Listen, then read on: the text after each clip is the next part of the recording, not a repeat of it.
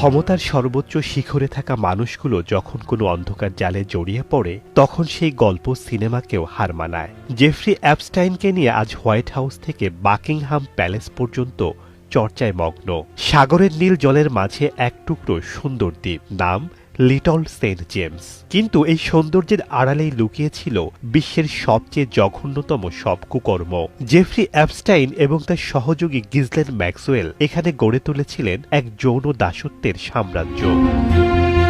Epstein কেবল একজন ধনী ব্যক্তি ছিলেন না, তিনি ছিলেন একজন আন্তর্জাতিক পাচারকারী। অভাবী বা স্বপ্ন দেখা অল্প বয়সী মেয়েদের কাজের প্রলোভন দিয়ে এই দ্বীপে আনা হতো।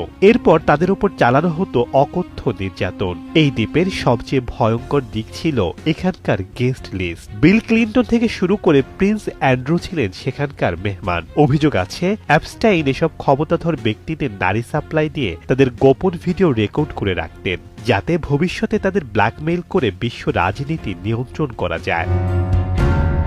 সেই দ্বীপে একটি নীল সাদা ডোরাকাটা অদ্ভুত মন্দির ছিল। স্থানীয়রা বলতেন সেই মন্দিরের নিচে ছিল ভূগর্ভস্থ টানেল ও গোপন কক্ষ, যেখানে চলত নরকীয় সব কর্মকাণ্ড। 2019 সালে অ্যাপস্টাইন যখন ধরা পড়লেন তখন বিশ্বের অনেক রাঘব বোয়ালের রাতের ঘুম হারাম হয়ে গিয়েছিল। কিন্তু বিচারের আগেই নিউ ইয়র্কের এক সুরক্ষিত জেলখানায় তার রহস্যজনক মৃত্যু হয়। বলা হলো তিনি আত্মহত্যা করেছেন। কিন্তু প্রশ্ন রয়েই গেল, তিনি কি নিজে মরলেন নাকি তাকে বাঁচিয়ে রাখাটা অনেকের জন্যই বিপদের কারণ ছিল? শেখ সাদি মারজান, সময় সংবাদ।